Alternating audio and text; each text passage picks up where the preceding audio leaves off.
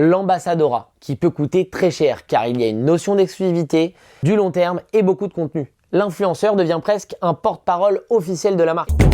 Norline, une toute autre question. Est-ce que vous avez déjà utilisé des influenceurs chez Uber? Oui, tout à fait. Ça nous arrive de temps en temps. Au moment du lancement d'Uber, par exemple, on avait fait appel à Caroline Receveur à l'époque pour faire connaître le service. Donc on était dans une phase à l'époque de construction de notoriété.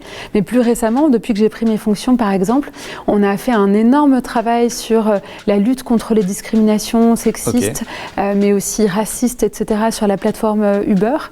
C'est un sujet sur lequel on a décidé de s'engager. Et donc, par exemple, on a tourné une vidéo avec Bilal Hassani et en compagnie d'un chauffeur également pour prendre la parole sur cette thématique de société assez sensible en fait. Ça tombe bien parce qu'au Tech Show, on a Ruben de l'agence d'influence Follow qui vient nous préparer une chronique. C'est la chronique de l'influence. Et ce mois-ci, il nous parle des 3 clichés dans le cadre des opérations d'influence. C'est parti pour la chronique de l'influence de Ruben. Hello à tous le Tech Show. Vincent, merci de m'inviter sur cette chronique car aujourd'hui on va parler de clichés. Pas n'importe lesquels. Ce sont des clichés sur l'influence. Alors vous vous en doutez, comme c'est un domaine assez nouveau dans le monde de la communication, il attire l'attention et n'échappe pas à quelques stéréotypes. Pour démêler le vrai du faux, on va évoquer ici sur le Tech Show 3 idées reçues qui reviennent souvent sur l'influence. Première idée reçue, les campagnes d'influence ça coûte trop cher. Faux. On entend souvent dire que l'influence est une méthode marketing trop coûteuse et qu'elle n'est accessible qu'aux plus grandes marques. Eh ben c'est pas vrai du tout. Une campagne d'influence n'est pas spécialement plus chère qu'une autre forme de communication. En fait, c'est très adaptable. Il y a plein de facteurs à prendre en compte qui influent sur le prix. Casting, durée de l'activation, envergure du dispositif, type de contenu, etc.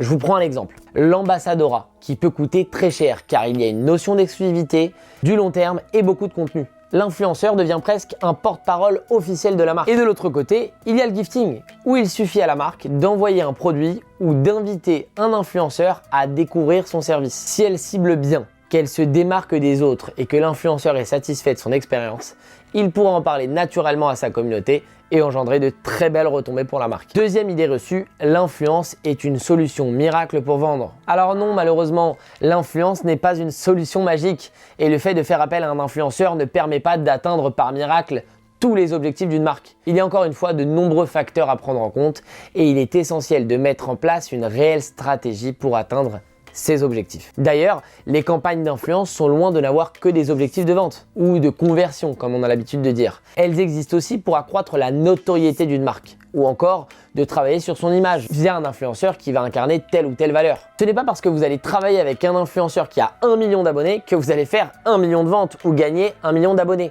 Alors évidemment, j'exagère, mais avoir un objectif réaliste, bien cibler son influenceur et savoir si le produit fonctionne sur son marché sont autant de questions à se poser pour qu'une campagne fonctionne. Troisième idée reçue, les influenceurs n'ont pas de vrai métier. Un cliché qui subsiste encore malgré que ce métier existe maintenant depuis de nombreuses années. Un influenceur est tout d'abord un créateur de contenu. Vidéo, TikTok, photos, YouTube. Ce travail de réflexion, de création ou même de réalisation est souvent encore bien trop sous-estimé. D'ailleurs, au même titre qu'une marque doit marketer son offre sur les réseaux sociaux, l'influenceur a un réel travail de personal branding à mettre en place pour faire connaître son profil et son contenu.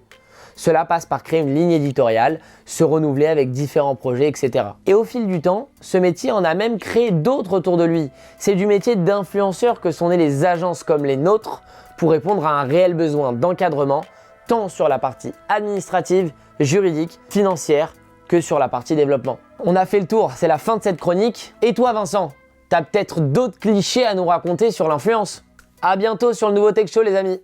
Merci beaucoup Ruben de la société Follow. Alors non, j'ai pas d'autres clichés. Quelle est ta réaction sur l'influence, ce nouveau levier qui est beaucoup utilisé par les marques depuis quelques années? Je souscris beaucoup à ce qui vient d'être dit par Ruben. Et la réalité, c'est qu'effectivement, quand on choisit par exemple Bilal Hassani et qu'on traite un thème comme la discrimination, il faut qu'il y ait une vraie adéquation entre la personnalité, ce que l'influenceur aime et a envie de dire d'une certaine manière, et de l'autre, ce que la marque a envie de déployer à ce moment-là. Donc il n'y a pas d'artifice en fait, il faut qu'il y ait une vraie adéquation. Et puis ensuite, bien sûr, en fonction de son budget, de ses moyens, on ajuste. Mais il y a toujours la possibilité de faire des choses intéressantes et bien calibrées. Ce qui est important, c'est l'authenticité.